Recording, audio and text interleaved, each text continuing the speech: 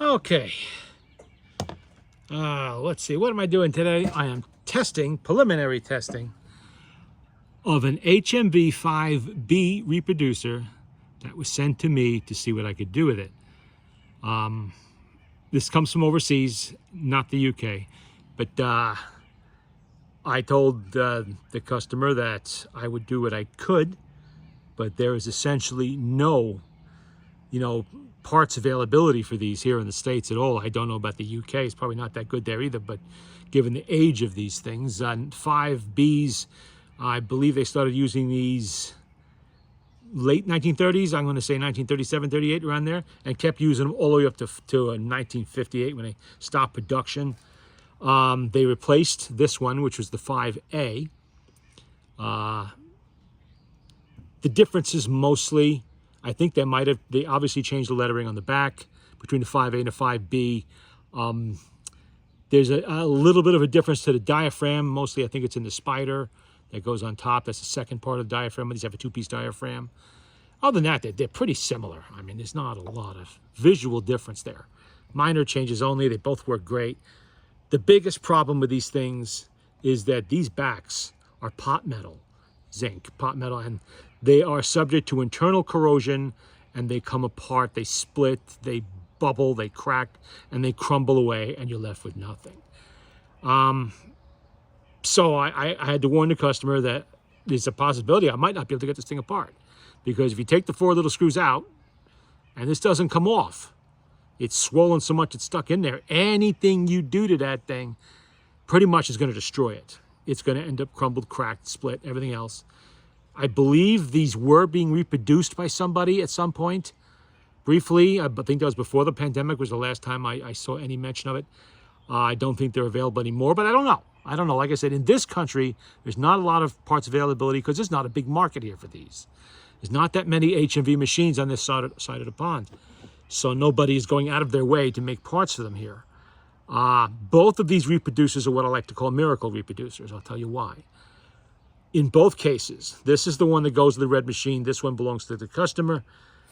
All 4 screws came out on the back. And if you notice, the back on this is very clean. See that? See how clean that is?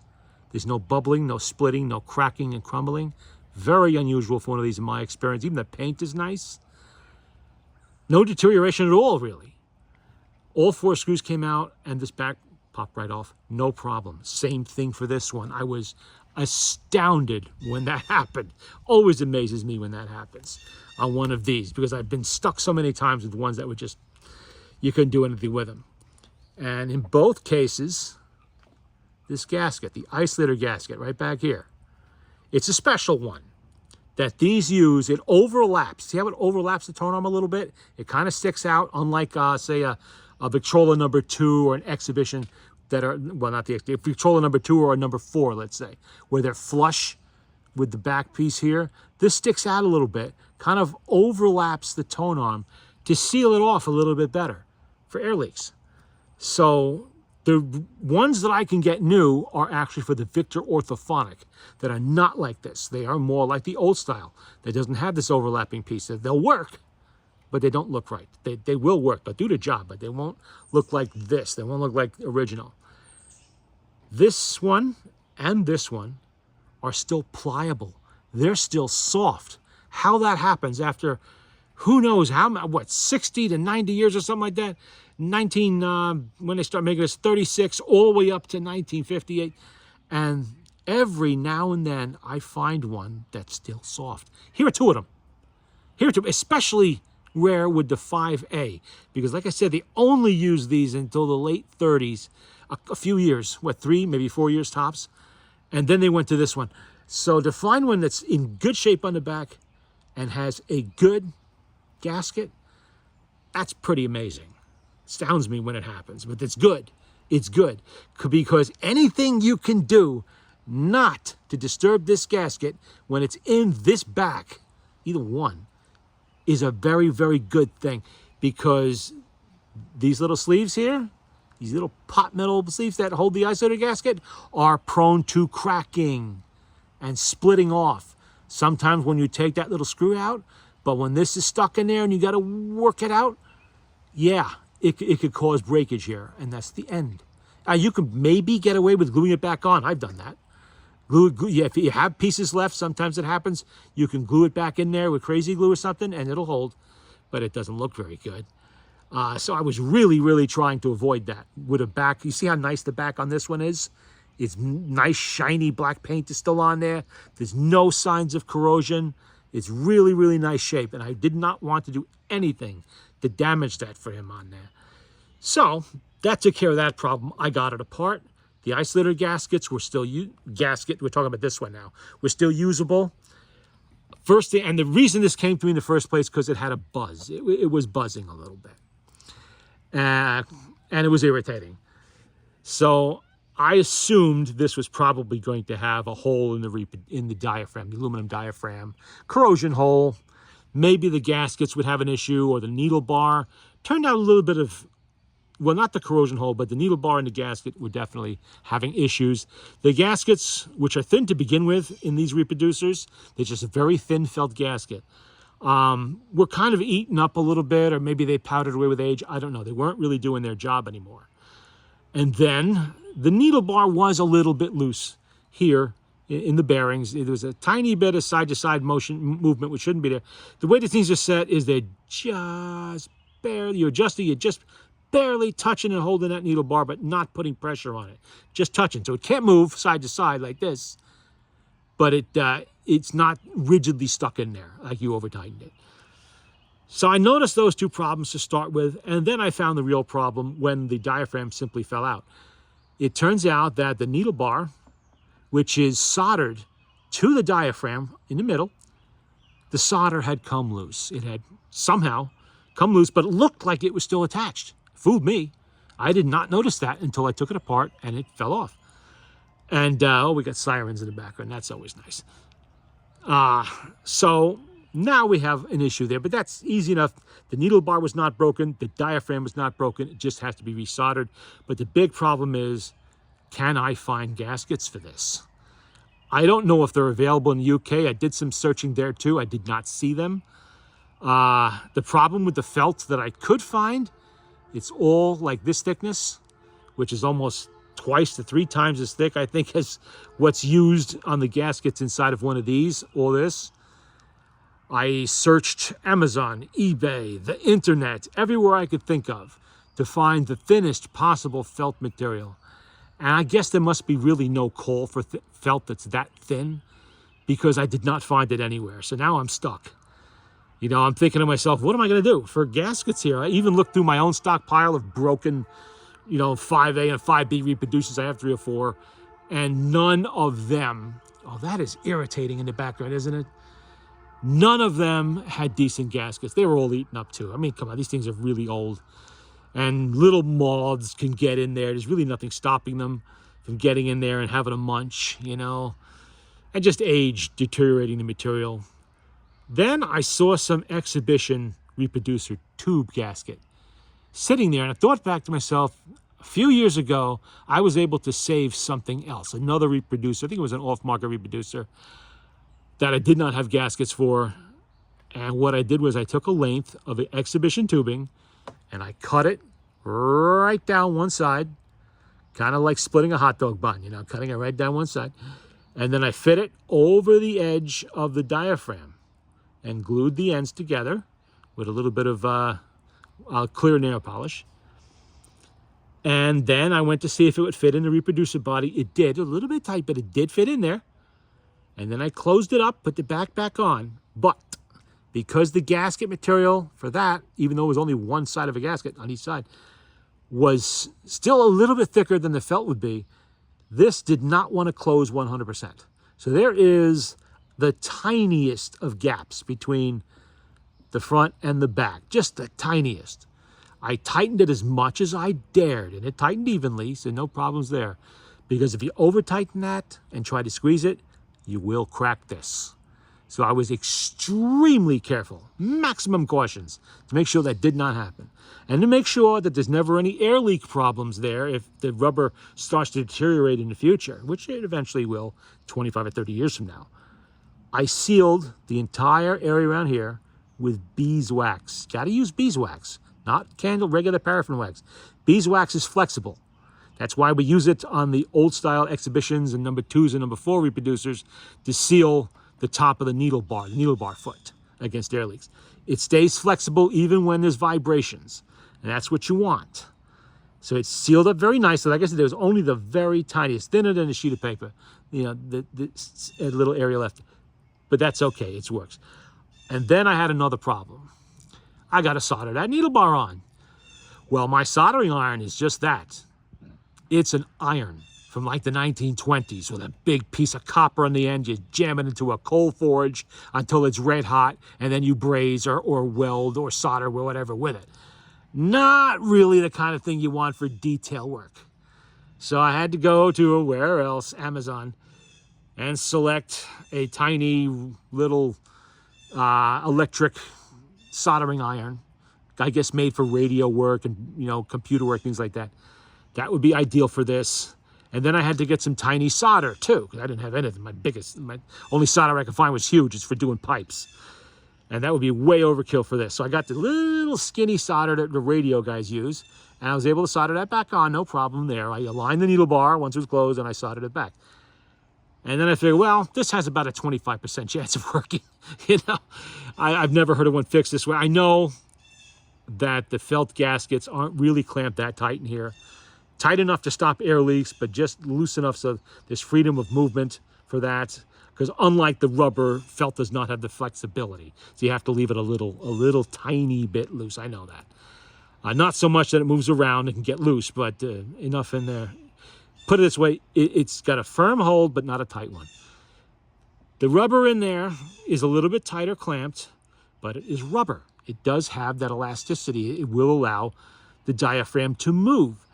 And I've already played a few records on this, and I was absolutely astounded when it actually worked. Which is good, because I'm out of ideas for gaskets in this. This is, you know, my last idea. It was that exhibition gasket. That's it. I don't have anything else. I have no more felt. I thought about maybe paper, but then I've never, ever seen one of these with paper in them. I doubt that would be a very good sealant. I know the Swiss reproducers use kind of a tar paper sort of deal. But how do I make that? I can get tar paper, but that's the thick stuff for roofs, not for what the Swiss use, which is just as thin as the gasket in these, even thinner probably. So let's put this 5A aside. This is the one that belongs to this machine. I don't want to damage it, so we put it there. And I am testing the 5B on here. Now, I still got work to do on this. I have to clean it up a little bit, get rid of the excess so it looks nicer, and do more testing to make sure this actually holds. But I've run numerous records on this already, and it's been holding. It's been sounding good. Well, as good as the record will allow. Some of these records are extremely worn. You know, I'm just testing. I just grabbed a stack off the top of the latest flea market pile, so we're just going through them one at a time. And I'm still working on this machine, too. I haven't fixed the tone arm yet, so it has a tendency to drop because one of these screws is broken, and I haven't fixed it. But I did fix the auto stop. Did I get that in there? Yeah. I did fix the auto stop. I think I fixed the auto stop, so that should be okay. Did I crank it up? Yeah, I did. Let's try this one, The Bum Song by Hobo Jack Turner. That sounds interesting. It does look like it's electrically recorded. Made to rival the best. Made and patent USA. It doesn't say if it's electric or not, but it does have the eccentric, so I'm betting it probably is. I'm just not that familiar with the label Diva. I don't know who they are, but okay, did I? Oh, I did. Okay.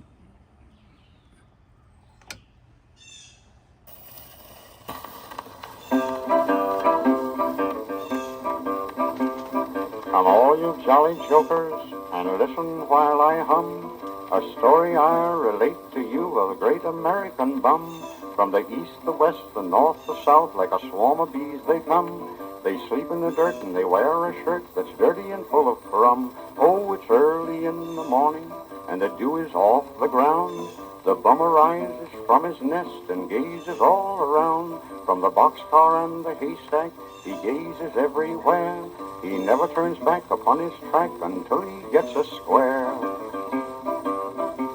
I beat my way from Frisco Bay to the rock-bound coast of Maine. to Canada and Mexico and wandered back again. I've met town clowns and harnessed bulls as tough as a cop can be, and I've been in every calaboose in this land of liberty. I've topped the spruce and worked the sluice and taken a turn at the plow. I've searched for gold and rain and coal and worked on a river scow. I've dug for clams and built the dam and packed the elusive prune. But my troubles pale when I hit the trail a-packing my own balloon. Oh, standing in the railroad yard a-waiting for a train, waiting for the westbound freight, but think it's all in vain.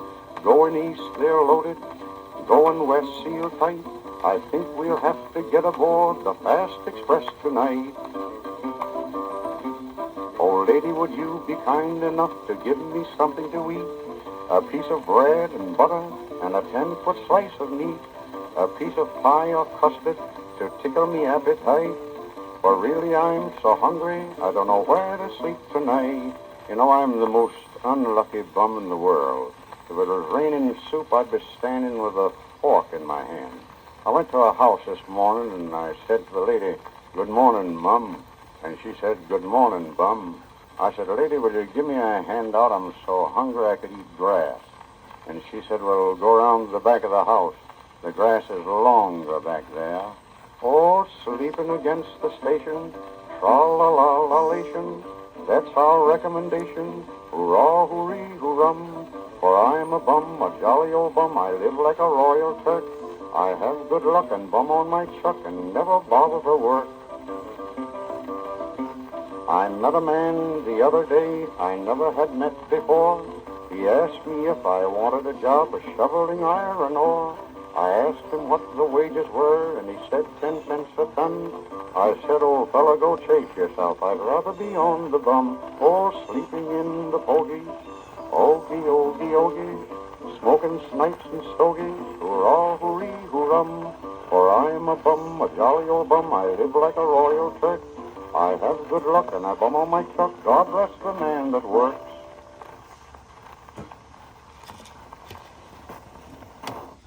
As you can see, the auto stop's now working in this. See how clear that is? I cannot believe it worked that well. So remember this, those of you who are stuck in a similar situation in the future with one of these and the gaskets are just destroyed or something else is wrong like that. Exhibition tubing split down the middle will get you working again. And it seems that was an electrically recorded record and the voice was clear. Everything was nice. And we're going to keep trying a few. What do we got here? What is this? Venetian Moon. Let's try Venetian Moon. Let's see. Who requested? The guy who had this, he put them in Ziploc bags. Actually works pretty good. It holds the record well. It doesn't really protect it that much, but it holds it well in there. It's just the right size for a 10-inch record. And you can airtight seal it. So I got to remember that. I don't know if it'll fit with the sleeve on. Probably not. But that's a little trick to remember. This record's a little bit dirty and worn, maybe. Not so much dirty. It's got some wear on there. We'll try it. All I could do is not play. Let's see. We're going to need a needle because they don't tend to play very well without needles. I don't know why, but they don't. I had a bag of needles out here, 300 loud needles. And the glue, it's so humid out here that the glue just came off the package. You see what happened here. And I end up spilling 300 needles on the table. Luckily, most went on the tabletop and the magnet took care of it. But now the needles are slightly magnetized. So they're sticking together a little bit on me. Did I get that right? Yeah. Why does that look long? It's just, I forgot, it's not a vector. All right, let's crank it up. Worn record ahead, so we might as well put as much power in there as we can. The other choice for these machines was the number 16. That was used in 1932 through 34, and you can't read, they're press fits. You're really not going to be able to rebuild those at all. If they have buzzing and they're not working, you're screwed, basically. You're going to have to get one of these or a Victor orthophonic and put it on there to replace it. I have two pre-1934 102s. One of them, the original 16, plays beautifully, no buzzing, no distortions, no problem. The other one has a nasty buzz, and there's nothing to be done about it. So that one I play with an orthophonic reproducer from, what happened here? Oh, did I over travel that? I did that twice before. I did. I have to fix that now. That's the thing, I didn't adjust it. Ugh. Sometimes with these things get stuck the wrong way. I don't know how this keeps happening, but it does. Gotta work it over. There you go. Travels too far. I gotta adjust that, I guess. Whoop. See what I mean about the bracket? Now we have to work that around. There we go. Let's try not to damage anything in the process here.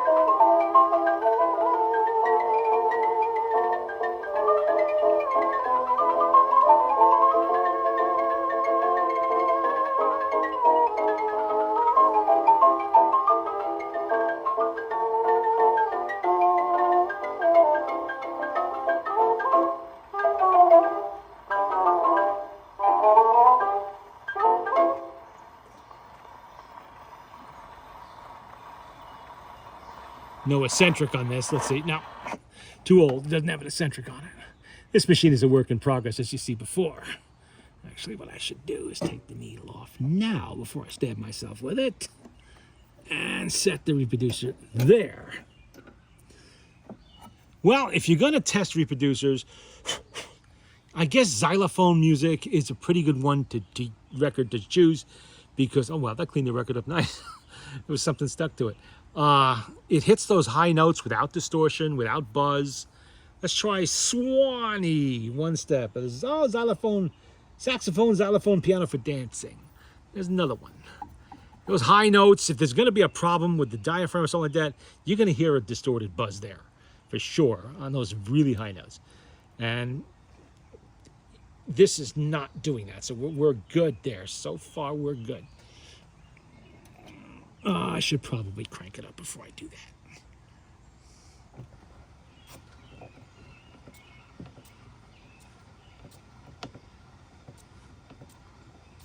It is damp, warm, and maximum humidity this morning. It is nasty.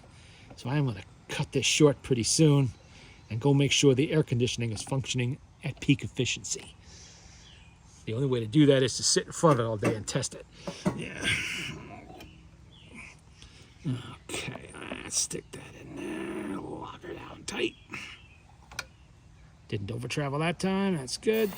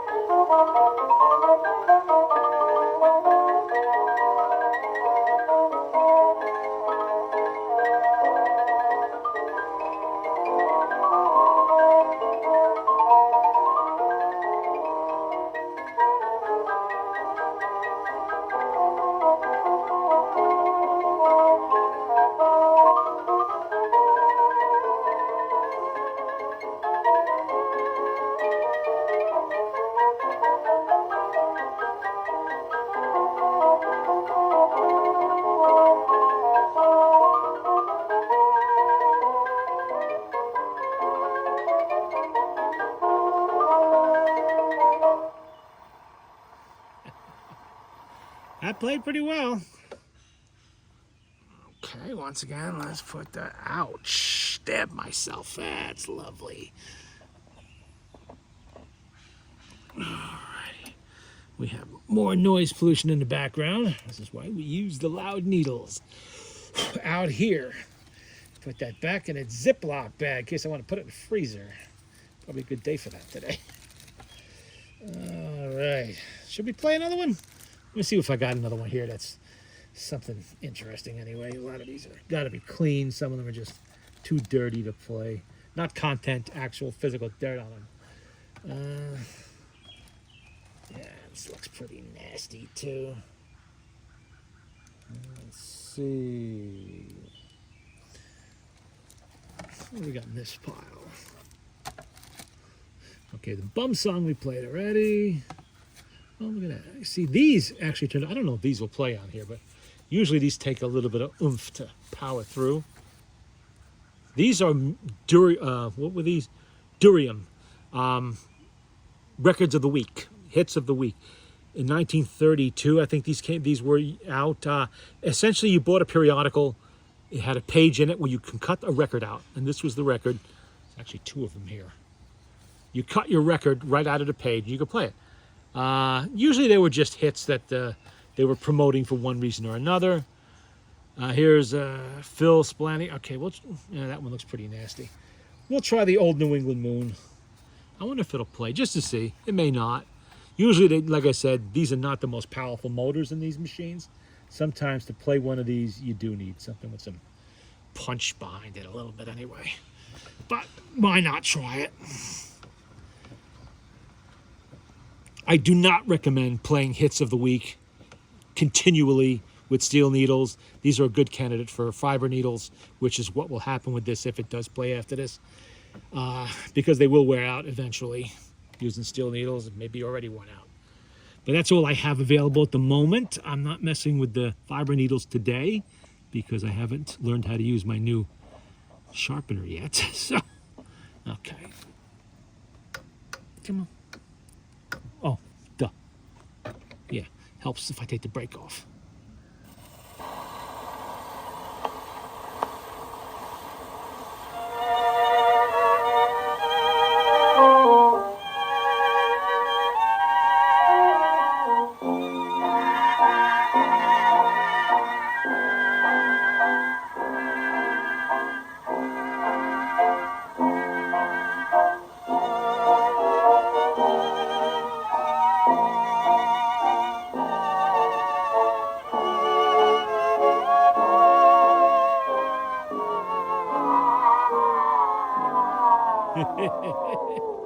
Yeah, it's just too warm to play like this.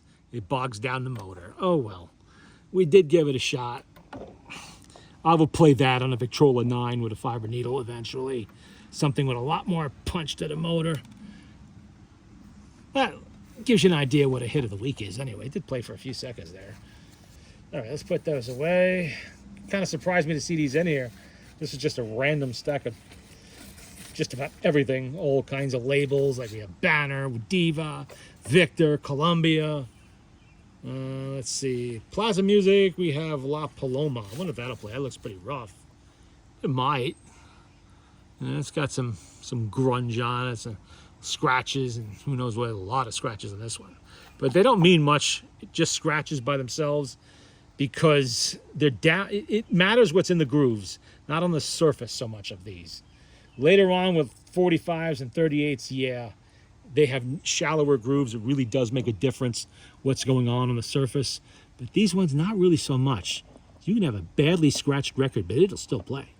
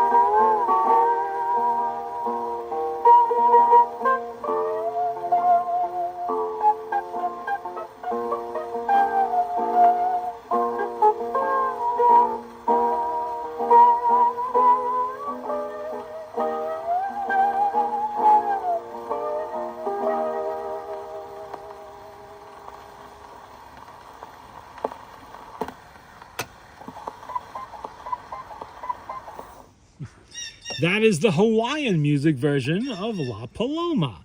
Interesting. Leave it to Banner, or Plaza Music rather, to come up with something like that. But okay, kicked up a lot of, whoa, whoopsie. Almost knocked you over there. Kicked up a lot of dust on that one. I think I'm going to call it a day on that. I will do more testing on this at another time once I have it all cleaned up nice. The reproducer. The machine's not going to be ready for a while. Actually, we should... let's unwind it a little bit, so I'm not going to play it anymore today. So it was a good idea to run most... well, yeah, there we go. Run most of the energy out of the spring before you put it away, unless you're going to play it right away, within a day or something, you know. Like that. Otherwise, there's no point in leaving tension on there. But that is the story so far on the 5A reproducer, HMV reproducer. And I got to get that all straightened out and cleaned up and back to its owner. A little more testing though, just to make sure. But so far it's sounding pretty good. It's hitting all the high notes. It's not buzzing. It's not distorting, you know, anything like that. So apparently the crazy idea worked, because I had no other ideas for that. I was even considering the possibility of using RTV gasket maker to sort of try to make a gasket for it, but I don't know how that's going to work. But I did not have to resort to that, so that's good. That'll be an experiment I do on something that I own, rather than something a customer owns. You know, I figured the most benign thing I could do is the rubber gasket. That could always be removed. You know, if in the future someone comes up with a source of HMV gasket, you know, thin felt gaskets, and he wants to change it back, he can, and the rubber is not going to hurt anything. All right, that's it for now. I am going to go check out that AC, because it looks like it's actually getting ready to rain here.